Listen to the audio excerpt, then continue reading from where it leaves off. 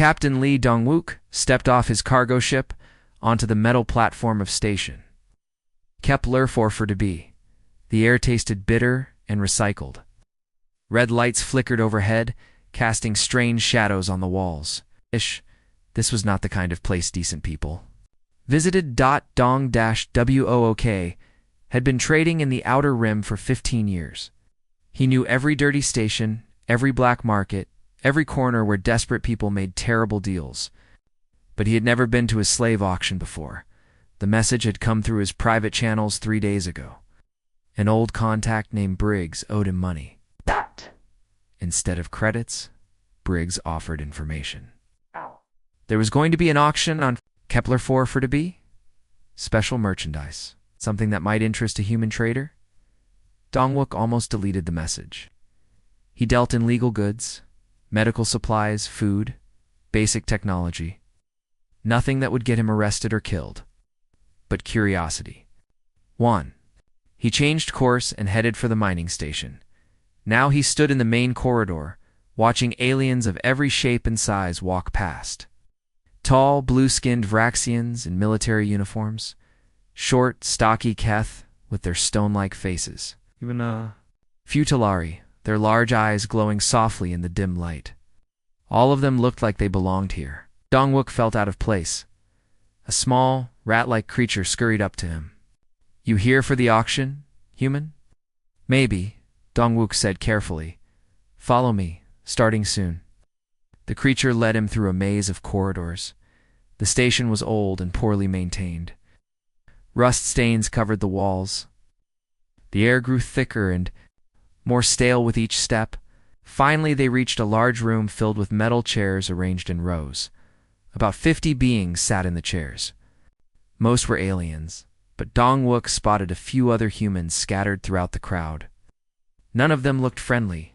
At the front of the room stood a platform with bright lights. Next to it was a cage made of energy bars. The cage was empty. "For now, welcome buyers," a voice announced. The speaker was a Vraxian with golden markings on his blue skin. "Today we offer special items. Rare items. Dangerous items."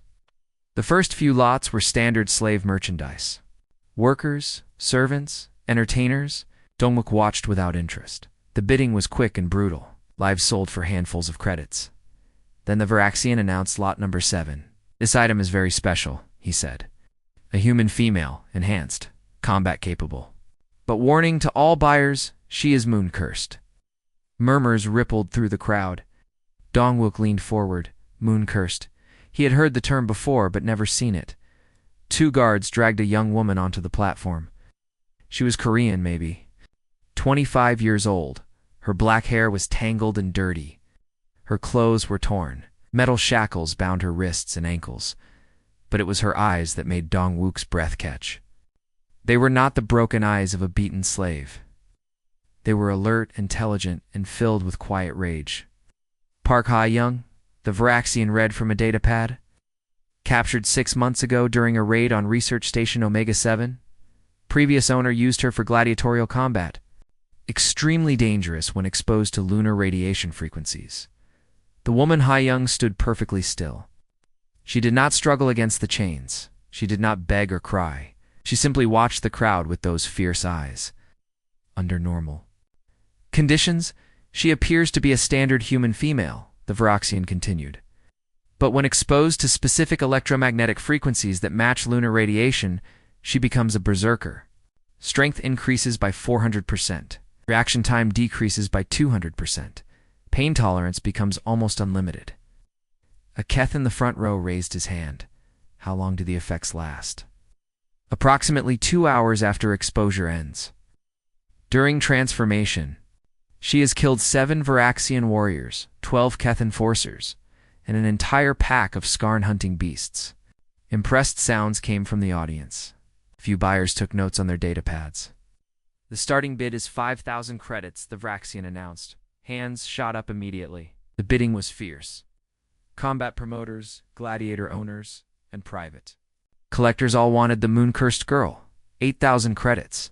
12,000. 15,000. Dong-wook watched Ha-young's face during the bidding. She showed no emotion, but he could see her hands clenched into fists. It was not broken. She was waiting. The price climbed higher. 20,000 credits, 25,000, 30,000. Dongwook's entire savings. Account held 32,000 credits. That was everything he had worked for, saved for, planned for. The bidding slowed at 28,000 credits. Only 2 buyers remained. A Vraxian combat promoter and a Keth gladiator master. 30,000 credits, the Vraxian called out. The Keth hesitated. That was a fortune for a single slave, even an enhanced one. Going once, the auctioneer said. Going twice. Dongwook stood up. 35,000 credits. The room went silent. Every eye turned to look at him. The Vraxian combat promoter laughed. Human, do you understand what you are bidding on? He asked. This creature will kill you the moment she transforms. Maybe, Dongwook said. But that's my problem. The Vraxian shook his head and sat down. The Keth master also withdrew from the bidding, sold to the human trader for 35,000 credits. The auctioneer announced, "Dong-WOK." His hands shook as he transferred the credits. His entire life savings? Gone in a moment. Ow. But when he looked at Hai Young, he saw something change in her expression. Not gratitude exactly, but a flicker of curiosity. 20 minutes later, he led her through the station corridors. The energy. Shackles were gone, replaced by simple metal restraints. She walked beside him without speaking. My ship is docked in Bay 7, he said. It's not much, but it's clean, and the food is edible. She did not respond. They passed a group of Vraxian soldiers. One of them looked at Hyung and laughed. Enjoy your new pet, human. Try not to let her eat you. Dongwook ignored them. Had heard worse insults. At the docking bay, he unlocked the restraints on Hyung's wrists. She rubbed the sore spots, but still did not speak. The ship has 2 cabins, he said. You can have the spare one. There's a lock on the inside if it makes you feel safer. She looked at him with those dark eyes. Why? It was the first word she had spoken. Her voice was hoarse, probably from screaming during her gladiator fights. Why what? Why buy me? You could have purchased 3 normal slaves for that price. Dongwook considered the question. He was not sure of the answer himself. Because you look like you still had hope, he said finally. And because everyone deserves a chance to choose their own path. She studied his face for a long moment. Then she nodded once and walked into the ship. As they entered hyperspace, Dongwook wondered what he had gotten himself into. He had just spent everything he owned on a woman who could apparently kill him with her bare hands. It was possibly the stupidest thing he had ever done. But when he looked at the closed door of the spare cabin, he felt something he had not experienced in years. Purpose. The girl was free now. What she did with that freedom was up to her. Little did he know that his impulsive decision would change not just lives, but the fate of humanity itself? 3 days passed in hyperspace before Park Ha-young spoke again. Dongwook had given her space, leaving food outside her cabin door and checking on her only when necessary. We could hear her moving around inside, but she never came out when he was awake on the 4th morning. He found her sitting in the small kitchen area. She had cleaned herself up and was wearing one of his spare shirts. It was too big for her, but she looked more human and less like a broken slave. Thank you, she said quietly. Dongwook poured himself coffee from the machine. For what? For not asking questions. For giving me time. He sat down across from her. Are you ready to talk now? She nodded slowly. You deserve to know what you bought. I bought a person, not a thing. A small smile crossed her face. That's why I'm going to tell you the truth. The moon curse isn't real. Not the way they described it. Dongwook set down his coffee cup. What do you mean? I'm not cursed. I'm enhanced. There was a secret human military program called Project Lunar Tide. They experimented on volunteers, trying to create super soldiers, and it worked. On some of us, the process was dangerous. Most subjects died. Others went insane. But a few of us achieved perfect integration with the enhancements. Ha-young stood up and walked to the small window that showed the swirling colors of hyperspace. The transformation isn't triggered by moonlight. It's triggered by specific electromagnetic frequencies. The aliens discovered this by accident when they captured me. They've been using artificial lamps to force the change, for gladiator fights. Yes, they thought I was just a berserker, a mindless killer. But that's not what happens when I transform. She turned back to face him. I become faster, stronger, more aware. But I don't lose control, I become more human, not less. Dong-wook tried to process this information. What happened to the other subjects? The program was shut down when the government decided we were too dangerous. Some of us were killed, others scattered. I was hiding on a research station when raiders attacked. That's how I ended up as a slave. How many others are there? I don't know. It's maybe a dozen, maybe less. The ship's navigation computer chimed. They were approaching their destination, New Busan Trading Station. We should be docking in 2 hours, Dong-wook said. Ha-young nodded. I should warn you. The people who owned me before won't give up easily. They invested a lot of money in my capture and training. Let them come. You're free now. She looked at him with those dark eyes. You still don't understand. I'm not just enhanced. I'm a weapon. And weapons always have enemies. New Busan Trading Station was a massive structure built around an old asteroid. Thousands of ships docked here every day. It was one of the busiest trading posts in the sector. Dong-Wook. Single quote says ship. Slid into docking bay 47. The bay was crowded with cargo containers and loading equipment. Workers rushed back and forth, moving goods between ships. Close, Dong-wook told Ha-young as they walked down the loading ramp. This place can be dangerous for newcomers. They had barely reached the bay floor when the attack began. 12 figures in dark armor emerged from behind cargo containers. They moved with the fluid grace of professional killers, Keth bounty hunters. Park Ha-young, one of them called out. You will come with us. No, Ha-young said simply. The Keth raised their weapons. Energy rifles that could cut through ship armor. You have no choice. Our employer wants his property back. Dong-wook stepped forward. She's not property. She's a free citizen. The lead Keth laughed. Human law means nothing here. Stand aside or die with her. That was when the station's emergency alarm began to sound. Red lights flashed throughout the docking bay. The emergency lighting system activated. Bathing everything in a strange, pulsing glow, Ha-young went rigid. Dong-wook, get down now. He dove behind a cargo container just as the transformation began. The change was not what he expected. Ha-young didn't grow larger or sprout claws. She didn't roar or foam at the mouth. Instead, she became perfectly still for a moment, like a predator calculating the perfect strike. Then she moved. It was like watching a master artist paint with violence. She dodged the first energy blast by inches, rolling behind a container. But she wasn't running away. She was positioning herself. The Keth spread out, trying to surround her. They were experienced hunters who had captured dozens of dangerous beings. But they had never faced anything like this. Ha-young appeared behind the first Keth before he could turn around. A single strike to the neck dropped him unconscious. She took his weapon and fired at the second hunter, hitting him in the shoulder. Spread out, the leader shouted. Don't let her get close. But Ha-young was already moving. She seemed to know where each hunter would be before they got there. She anticipated their shots, avoided their traps, and struck with surgical precision. Less than 3 minutes, 8 of the 12 hunters were down. The remaining 4 had taken cover behind heavy equipment. She's not human. One of them screamed into his communicator. Send reinforcements. Ha-young's voice was calm and clear. You have 30 seconds to surrender. After that, I stop being. Gentle, the leader made a mistake.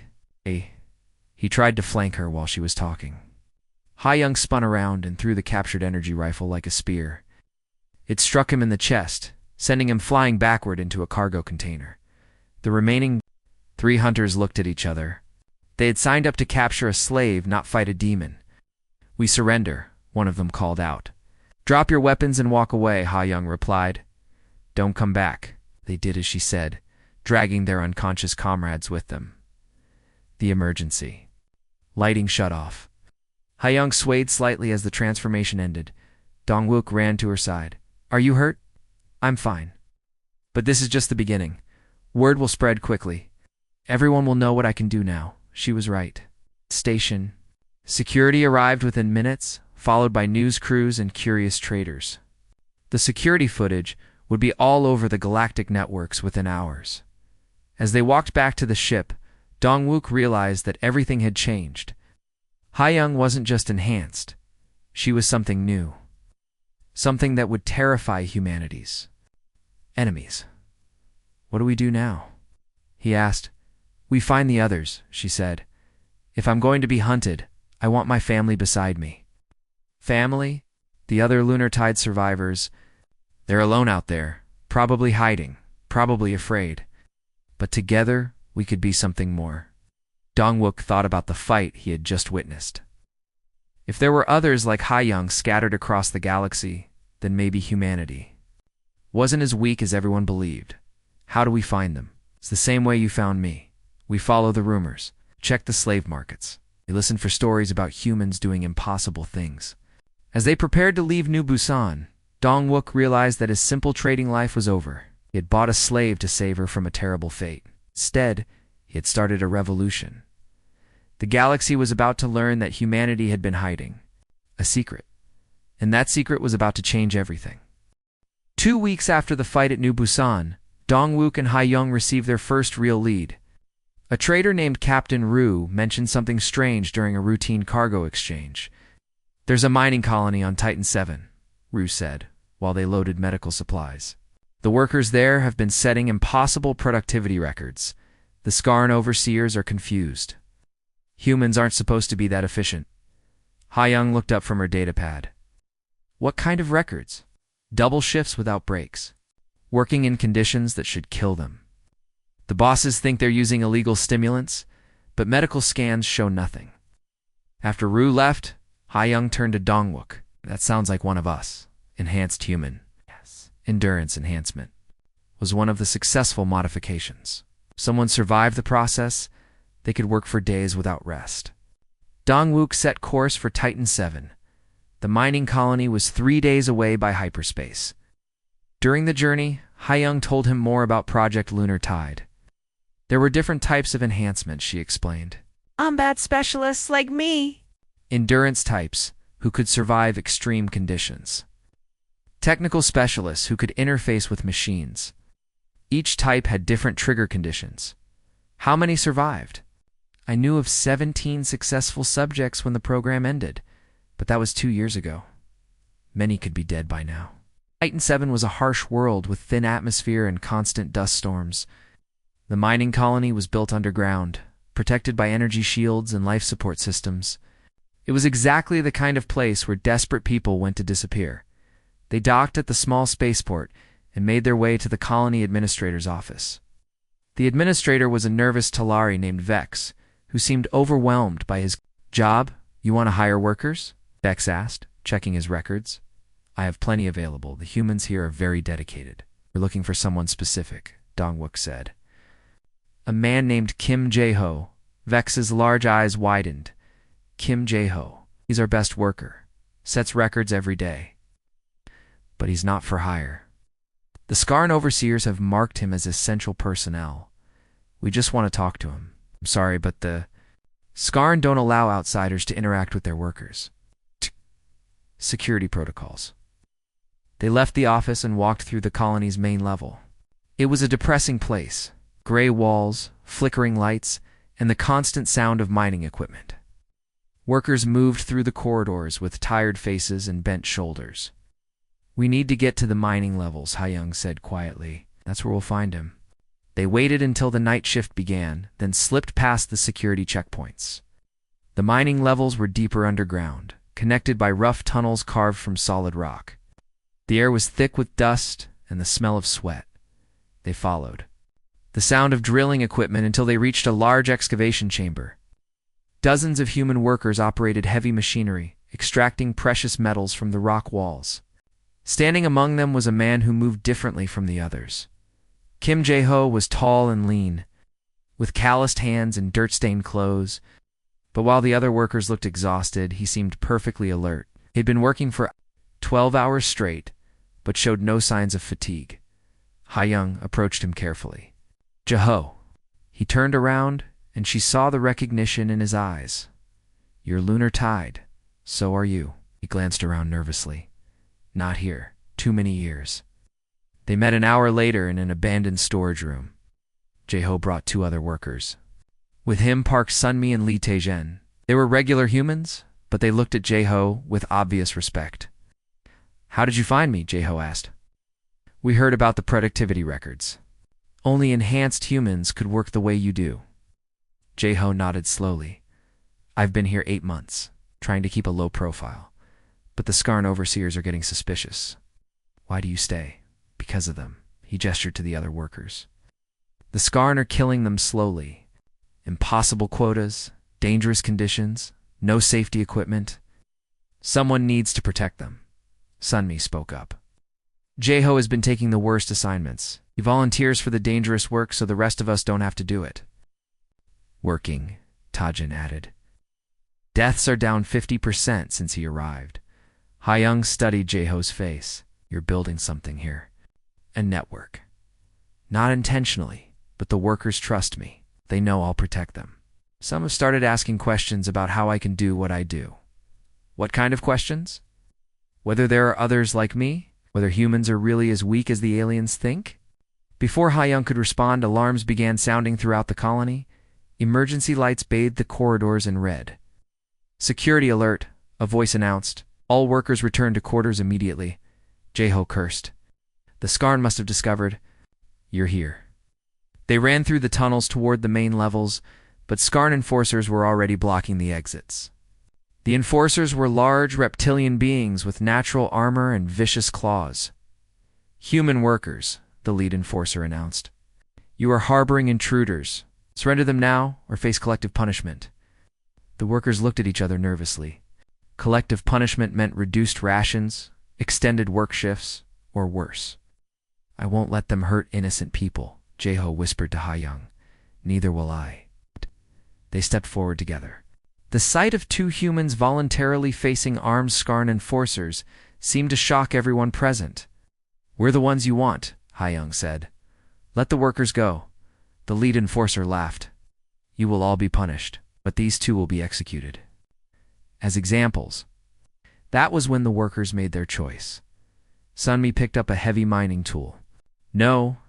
Taizhen grabbed an energy cutter. "We won't let you hurt them." One by one, the other workers armed themselves with whatever they could find. 40 humans facing 6 Skarn enforcers. "You cannot win," the enforcer snarled. "We are superior." "In every way, maybe," Jeho said, "but we're not alone." The fight was brief, but decisive. Ha-young's tactical abilities combined with Jeho's endurance and the workers' determination created a perfect storm. The enhanced humans coordinated the attack, while the regular workers followed their lead. The Skarn enforcers were trained to fight individuals, not organized groups. They had never faced humans who fought as a unit, who protected each other, who refused to break under pressure. When the dust settled, all 6 enforcers were unconscious or dead. The workers stood victorious, but they knew this was just the beginning. "The Skarn will send reinforcements," Jeho said. "It's probably within hours." "Then we need to be ready," Ha-young replied. "All of us." She turned to address the workers. "You've seen what we can do. You've seen what you can do when you work together. The question is, what do you want to do next?" Sunmi stepped forward. "We want to be free. Freedom has a price," Ha-young warned. "The Skarn won't just let you walk away." "Then we'll make them let us go," Taizhen said. "It's the same way we just did." Over the next few hours, they organized the colony's rebellion. Jeho's network of trusted workers became the foundation for a resistance movement. They had weapons. They had determination. And most importantly, they had hope. When the Skarn reinforcements arrived, they found the colony in full revolt. The humans had barricaded the tunnels, armed themselves with mining equipment, and prepared for war. The battle lasted 3 days. The Skarn had superior weapons and training, but the humans had something more valuable. They had leaders who could think beyond themselves, who could inspire others to fight for something greater than survival. On the 3rd day, Scar negotiator requested a meeting. The humans had cost them too much money and too many soldiers. They were willing to discuss terms. "What do you want?" negotiator asked. "Freedom for all human workers on Titan 7, Hyung replied. "Safe passage to wherever they want to go. In compensation for the families of those who died under Skarn. Rule impossible. The economic losses would be enormous. Then keep fighting. See how much more it costs you." The negotiator left empty-handed, but returned 6 hours later with a different offer. The Skarn would release the human workers and provide transport to human-controlled space. In exchange, the humans would leave quietly and never return. It was a victory, but Hyung knew it was just the first of many battles to come. As they prepared to leave Titan 7, she realized that they had found something more valuable than another enhanced human. They had found proof that regular humans could be extraordinary when they had the right leadership and across the galaxy. Other humans were watching, learning, and preparing to follow their example. The revolution had begun. The message came 3 days after they left. Titan 7. It was encrypted and routed through dozens of communication networks to hide its origin. When Dongwook finally decoded it, he found a single line of text. "I know who you are. We need to meet." Dr. Yoon So-jin. Hyung went pale when she heard the name. "So-jin is alive? You know her?" "She was one of the lead scientists on Project Lunar Tide. We thought the government killed her when they shut down the program." The message included coordinates for a meeting point on Sigma Station, a neutral trading post on the edge of civilized space. It would take them 4 days to get there. During the journey, Hyung told Dongwook more about Dr. Yoon So-jin.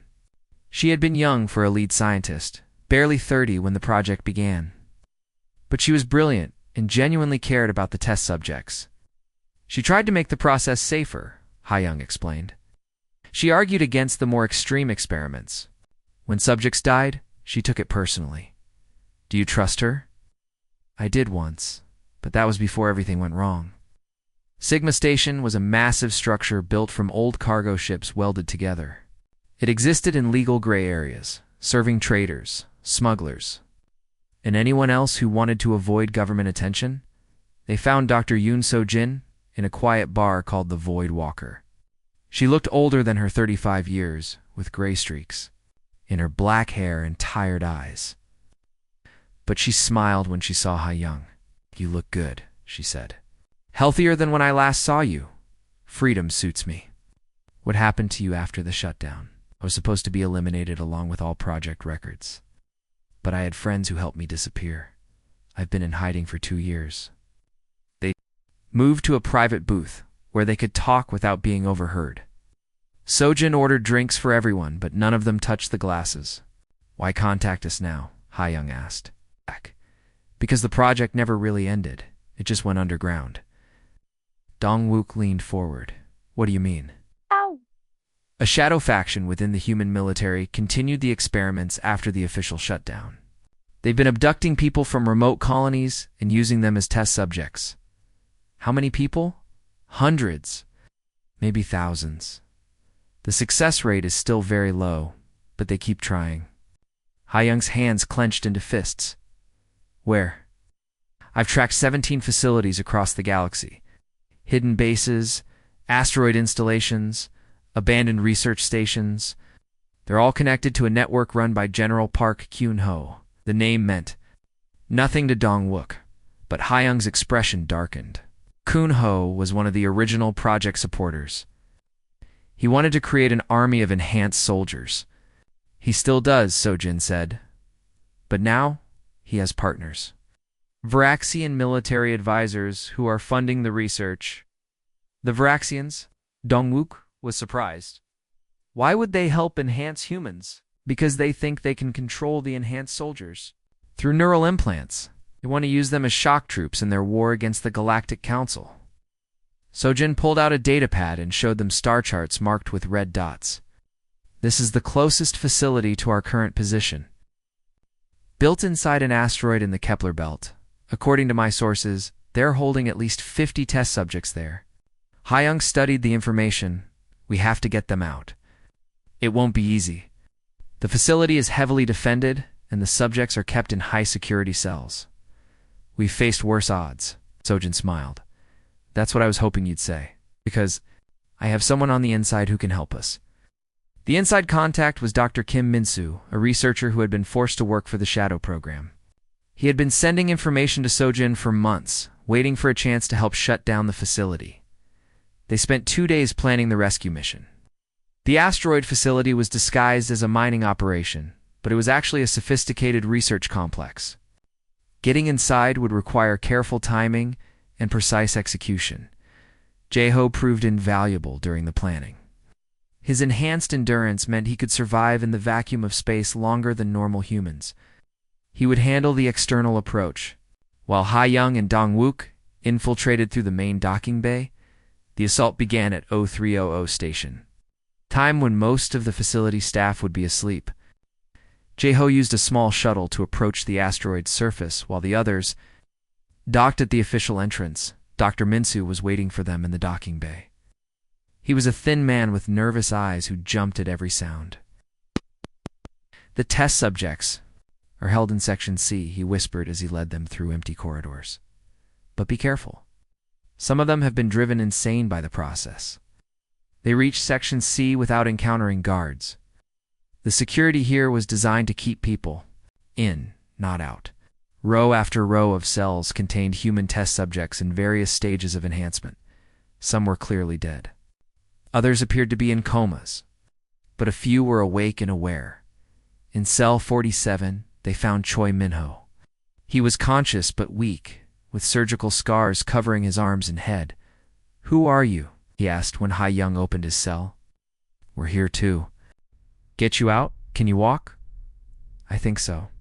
But I should warn you, I'm different now. They did things to my brain." As they helped him stand, Min-ho accidentally touched the cell's control panel.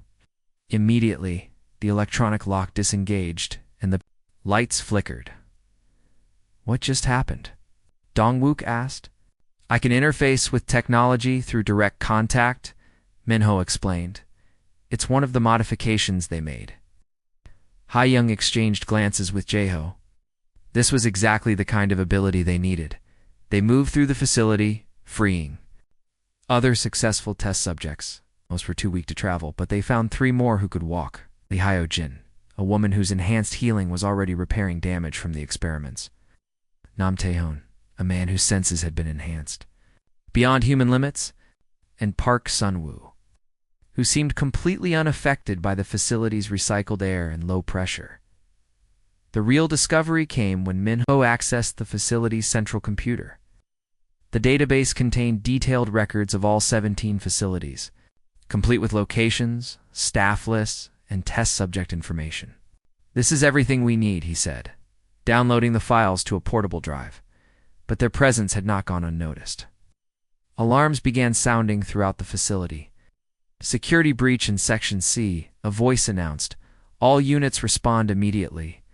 The fight to escape was brutal. The facility's guards were a mixture of human soldiers and Vraxian advisors. They were well-trained and heavily armed, but they had never faced enhanced humans working as a team. Ha-young coordinated their tactics with supernatural precision. Jae-ho's endurance let him fight through injuries that would have stopped others. Min-ho turned the facility's own systems against the guards. Sealing doors and disrupting communications, the new rescued subjects proved their worth as well. Hyo-jin recovered from wounds almost instantly. Tae-hoyen's enhanced senses let him detect enemies around corners. Soin-hwa seemed immune to the toxic gases the guards tried to use against them. They fought their way to the docking bay, where their ships waited. But as they prepared to leave, they discovered the most shocking truth of all. In the facility's main laboratory, they found evidence of the Vraxian plan. Neural control implants designed to override human free will, battle plans for using enhanced human soldiers as expendable shock troops. Most disturbing of all, orders to begin mass production of enhanced soldiers within 6 months. "They're not just creating weapons," Sojin said as she reviewed the data. "They're creating slaves." Implications were terrifying. If the Varaxians succeeded, they would have an army of enhanced humans who could be controlled like robots. Humanity's greatest strength would become their greatest weakness. As they escaped the facility in their small fleet of ships, Hai-Young made a decision that would change everything. "We're not hiding anymore," she announced to the group. "Every enhanced human deserves to know the truth. Every regular human deserves to know what's being done in their name. The government will disown us," Jeho warned. "They'll declare us outlaws to avoid galactic sanctions. Then we'll be outlaws, but we'll be free outlaws." Minho looked up from the stolen data. "There are 16 more facilities out there, hundreds more test subjects waiting to be rescued." "Then we better get started," Hai-Young said, as their small fleet entered hyperspace, heading toward the next facility on Sojin's list.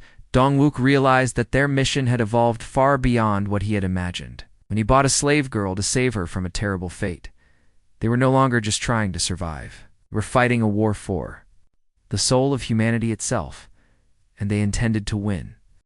6 months after their escape from the asteroid facility, Hai-Young's group had become the most wanted criminals in human space. The official reports called them rogue weapons and terrorists. The bounty on Hai-Young's head alone was worth more than most people earned in a lifetime. But they had also become something else. Hope. Their rescue missions had freed 43 enhanced humans from 7 different facilities. Each rescue was broadcast across the galaxy through encrypted networks that Minho had established. Regular humans began to see the truth about what was being done in their name. The group now operated from a hidden base built inside an abandoned mining station in the Outer Rim. They called it Haven. It was crowded, it's barely supplied, and constantly under threat of discovery. But it was home. Hai-Young stood in the command center watching news reports from across human space. The enhanced humans were no longer a secret. Everyone knew about them now. The human colonial government has officially denounced the enhanced individuals, the news anchor reported. President Kim Young-soo stated that these dangerous weapons were created without government approval and pose a threat to galactic stability. "Weapons," Jeho said bitterly. He was standing beside her, his face showing the strain of months of constant fighting. "That's all they see us as. The Galactic Council has issued an extermination order," the report continued. "All enhanced humans are to be captured or eliminated on sight. Any government that harbors them will face economic sanctions." Hai-Young turned off the screen. "How many more facilities does Sojin's data show?" 9, Minho answered from his computer station. "But the Varaxians have accelerated their timeline. They're moving test subjects to more secure locations. And they're not waiting for the neural implants," added Dr. Sojin, who had become their unofficial medical officer. "The latest intelligence suggests they're planning to use chemical control methods instead. Drugs. Yes, compounds. That would make the enhanced humans more aggressive, but less intelligent. Perfect for shock troops." The alarm system chimed softly. Taehoon, who was monitoring the perimeter, looked up from his sensors. 3 ships approaching. Fast attack vessels. Varaxian design. "How did they find us?" Jeho asked. "It doesn't matter," Hai-Young said. "How long until they reach us?" 20 minutes. Evacuate all non-combatants to the escape pods. Everyone else, prepare for battle." But as they prepared to defend Haven, a communication came through on emergency frequencies. "Enhanced humans. This is Captain Lee Jinwoo of the human vessel Incheon. We are not here to fight you." Hai-Young recognized the name. Jinwoo was a decorated naval officer from the war against the hegemony. He was here, it meant the situation had changed dramatically. "This is Hai-Young." "What do you want, Captain?" "To warn you. The Varaxians are launching a massive assault on the human colony world of New Sol. Intelligence suggests they plan to blame the attack on enhanced humans to justify a full-scale extermination campaign." The news hit the command center like a physical blow. New Sol was home to 12 million people. It was also the heart of human culture in this sector. When Hai-Young asked, "The attack begins in 18 hours. The Varaxian Third Fleet is already in position. What does the colonial government plan to do? Nothing. They're claiming it's an internal human matter and that enhanced humans are responsible.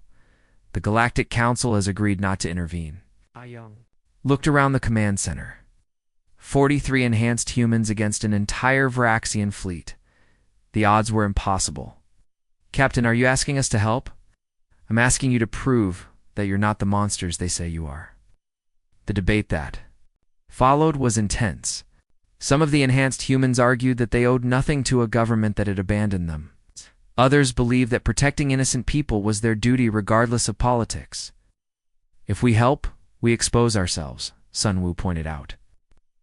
Varaxians will know where to find us. If we don't help, 12 million people die, Hyojin countered, including other enhanced humans who might be hiding on New Sol. In the end, it was Dong Wook who made the deciding argument. 2 years ago, I bought Hayoung because I thought she deserved a chance to choose her own path. Now you all have that same choice. You can hide here and hope the galaxy forgets about you, or you can stand up and fight for what's right. Even if it kills us, Taehyun asked. Especially if it kills us, because that's what heroes do. Hayoung smiled. The simple trader who had saved her from slavery had become something remarkable himself. We go to New Sol, she announced. All of us. The journey to New Sol took 16 hours at maximum hyperspace speed. During the trip, they planned their strategy. They couldn't match the Varaxian fleet in firepower, but they had advantages the enemy didn't expect. Minho could hack into any system he touched. Taehyun could detect enemies from impossible distances. Sun Wu could fight in the vacuum of space. Hyojin could survive wounds that would kill others. And Hayoung could coordinate them all with supernatural tactical awareness. The Varaxian attack began just as they arrived in the New Sol system. Massive warships bombarded the planet's defenses, while smaller vessels landed troops in the major cities. Broadcasting on all frequencies, Hayoung announced as their small fleet approached the battle, "This is Hayoung of the Enhanced Humans. We are here to protect New Sol." The response from the human defense fleet was immediate. "Enhanced Humans, this is Admiral Park Sungmin. We're not authorized to be here. Withdraw immediately." "With respect, Admiral, we're not under your command." "Then you're enemy combatants." "Admiral, we're human beings." The enhanced humans ignored the defense fleet's protests and engaged the Varaxian forces directly. What followed was unlike any battle the galaxy had ever seen. Hayoung's tactical abilities allowed their small ships to strike at exactly the right moment and place. They targeted Varaxian landing craft, protecting civilian evacuation sites. They disabled communication arrays, disrupting enemy coordination. Most importantly, they broadcast everything they did on open frequencies for the entire galaxy to see. The battle raged for 6 hours. The enhanced humans fought with precision and courage, but they were vastly outnumbered. One by one, their ships were damaged or destroyed. That was when something unexpected happened. Captain Jinwoo's ship, the Inshen, broke formation and joined the enhanced humans' attack on a Varaxian cruiser. "All human vessels," he broadcast. "These enhanced humans are dying to protect our people. Are we going to let them fight alone?" The response started slowly. First one ship, then 3, then a dozen. Human naval vessels abandoned their defensive positions and joined the attack. The tide of battle turned. Working together, enhanced and regular humans began pushing back the Varaxian fleet. Their coordination was perfect. Enhanced humans provided impossible tactical awareness, while regular humans provided firepower in numbers. On the planet's surface, something similar was happening. Enhanced humans rescued civilians from bombed buildings, while regular humans fought beside them against Varaxian ground troops. The news coverage was broadcast across the galaxy. For the first time, people saw enhanced humans not as weapons or monsters, but as protectors. They saw regular humans and enhanced humans working together as equals. The Varaxian commander, realizing his plan was failing, ordered a retreat. The attack on New Sol had been repelled, but more importantly, everything had changed. As the enhanced humans' damaged ships limped back to safety, they received hundreds of messages from across human space. Colonies offering sanctuary, naval, officers requesting permission to join their cause, regular humans asking how they could help. The galaxy will never be the same, Sojin said as she treated the wounded in their medical bay. Good, Hai Young replied. It was broken anyway, standing on the bridge of Dongwook's battered ship, looking out at the stars. She realized that they had accomplished something she never thought possible. They had proven that enhanced humans and regular humans were stronger together than apart. They had shown the galaxy that humanity's greatest weapon wasn't enhanced soldiers or advanced technology. It was the willingness to sacrifice everything to protect others. The war for humanity's soul was far from over. But for the first time since her enslavement began, Hai Young believed they could win it. 3 months after the Battle of New Seoul, Hai Young stood in the council chambers of Luna Station, the heart of human government. The room was filled with diplomats, military officers, and representatives from dozens of human colonies. First time in her life, she was here as an invited guest, not a prisoner. Ambassador Kong Vijin, the head of human diplomatic relations, called the session to order. She was an elegant woman with silver hair and sharp eyes that missed nothing. "Are here to discuss the future of enhanced humans in our society," she announced. "Recent events have proven that these individuals are valuable assets to humanity's defense." Assets, Ha Young almost smiled at the word. Even when trying to be respectful, they still thought of enhanced humans as things to be used. "The government is prepared to offer full pardons for all past actions," the ambassador continued. "Enhanced humans would agree to serve under military command during times of crisis." "What about during times of peace?" Ha Young asked. "You would be free to live normal lives, with regular monitoring to ensure public safety." "Monitoring? By whom?" "The Enhanced Human Control Division, a new department that would oversee your activities." Hai Young looked at the faces around the room. Some showed genuine concern, others barely hidden fear. None showed the respect that free citizens deserved. "Thank you for the offer," she said finally, "but we decline." The room erupted in shocked murmurs. Ambassador Kong's eyes narrowed. "Ms. Park, this is the best deal you will ever receive. Public opinion may be shifting in your favor, but many people still fear you." "They should," Jae-ho said from his seat beside Ha Young. "But not because we're dangerous, because we're free." "What do you mean?" Ha Young stood up, her voice carrying clearly through the chamber. "We're forming our own organization. The Lunar Compact. We'll work with human authorities when our goals align, but we won't be owned or controlled by anyone." "That's impossible," a military officer protested. "You can't just declare independence." "We're not declaring independence from humanity," Ha Young replied. "We're declaring independence from systems that treat people as property." The debate that followed was heated. Government officials argued that enhanced humans were too dangerous to operate without oversight. Military leaders insisted that such powerful individuals needed proper command structure, but Ha Young had allies now. Captain Jin Woo spoke about how enhanced humans had saved New Seoul. Colonial representatives talked about enhanced humans who had protected their settlements from raiders. Even some Galactic Council members sent messages supporting the enhanced humans' right to self-determination. In the end, compromise was reached.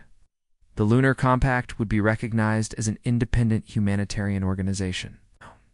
They could operate freely in human space, but they would also be held responsible for their actions. "And if enhanced humans commit crimes," Ambassador Kong asked. "We'll police ourselves," Ha Young promised. "Enhanced humans who abuse their abilities will answer." 2 other enhanced humans. That's not good enough. It has to be, because it's the only deal you're going to get. The first real test of the Lunar Compact came 2 weeks later. The Zephyrian Empire, humanity's oldest alien ally, sent a desperate plea for help. Their border worlds were under attack by the hegemony of Sorth, a militaristic empire that had been expanding aggressively for decades. The human government's response was predictably cautious. They offered diplomatic support and limited military aid. It was too little too late. The Lunar Compact's response was different. "We're going," Ha Young announced to her team. "The Zephyrians helped humanity when we were weak. Now we help them." "Government won't approve," Minho pointed out. "We don't need their approval. We have our own authority now." The journey to Zephyrian space took 5 days. During the trip, Taeyang studied everything available about the hegemony of Sorth. They were a warrior culture that believed in conquest through strength. They had never faced enhanced humans before. The Zephyrians were desperate when the lunar compact fleet arrived. 3 of their border worlds had already fallen. Their capital was under direct threat. Human friends, the Zephyrian Admiral Kexthara greeted them. "Your government said you could not come. Our government doesn't speak." "For us," Haiyang replied.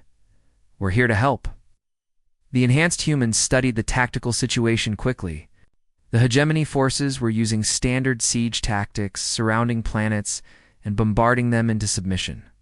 They relied on overwhelming firepower and numerical superiority. "They fight like bullies," Taehyun observed after analyzing enemy movements. "Big, strong, but not very smart." "Then we show them what smart looks like," Haiyang said. The counterattack began at dawn on the 4th day. Enhanced humans used small, fast ships to strike at specific targets, while Zephyrian forces provided support. Every move was coordinated with surgical precision. Minho hacked enemy communication networks, creating confusion in their ranks. Sun Wu led boarding parties that could fight in the vacuum of space.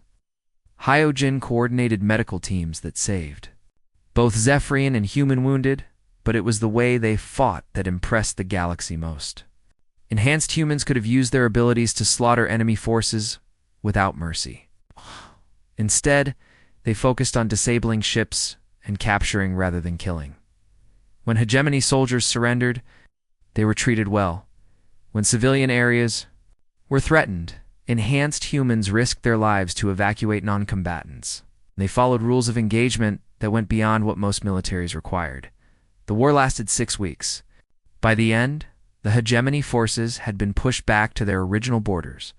More importantly, other races had taken notice. "These enhanced humans fight with honor," Admiral Kexthara reported to the Galactic Council. "They are warriors, but they are also protectors." Similar reports came from other conflicts where the Lunar Compact intervened. Enhanced humans stopping pirate raids on trade routes. Enhanced humans rescuing colonists from natural disasters. Enhanced humans negotiating peaceful solutions to territorial disputes. Each success changed how the galaxy viewed humanity. No longer were humans seen as weak beings who needed protection. They were recognized as a race capable of producing individuals with incredible abilities, who still chose to use those abilities responsibly. The transformation wasn't just external. Within human space, attitudes toward enhanced humans shifted. As well, colonies that had once feared them now requested their help. Children drew pictures of enhanced humans as heroes rather than monsters. 1 year after the formation of the Lunar Compact, Haiyang received an unexpected visitor at their new headquarters on Titan Station. It was a young girl named Kim So-young, maybe 10 years old, with her parents. "Are you really Haiyang?" the girl asked, with wide eyes. "Yes, I am. My teacher says you used to be a slave, but now you save people." "That's right. How did you become so brave?" Haiyang knelt down to the girl's level. "I had help. A good man named Dong-wook saved me when I couldn't save myself. And then I learned that the bravest thing you can do is help other people, even when it's dangerous." The girl nodded seriously. "I want to be brave like you when I grow up." "You don't need enhancements to be brave," Haiyang told her. "You just need to care about others more than you care about yourself." Later that evening, Haiyang stood on the observation deck of Titan Station, looking out at the stars. Dongwook joined her, bringing 2 cups of coffee. "Remember when your biggest worry was making enough money to keep your ship running?" she asked. "Those were simpler times," he agreed. "Do you ever regret how things turned out?" "Never. You bought me to spare me from a terrible fate. But you did more than that. You showed me that I could choose what kind of person I wanted to be. And what kind of person did you choose to be?" Haiyang smiled, thinking about the girl who wanted to be brave. About the colonies they had protected. About the enhanced humans who now had hope for the future. "A shield," she said. "Not just your shield, but a shield for everyone who needs protection." The communication system chimed softly. Another distress signal from somewhere in the galaxy. Another chance to prove that enhanced humans were humanity's guardians, not its weapons. "Duty calls," Dongwook said. It always does, Hayoung replied, but that's what makes it worth doing. As their ship prepared to leave Titan Station, heading toward another crisis that needed their help, Hayoung reflected on how far they had all come. She had been bought as a cursed slave. Now she led an organization that protected the innocent across the galaxy. The enhanced humans had found their place in the universe. Not as weapons of war, but as symbols of what humanity could become when strength was combined with compassion. The galaxy would never underestimate humans again. More importantly, humans would never underestimate themselves. The future was bright with possibility, and Hayoung intended to protect every bit of it.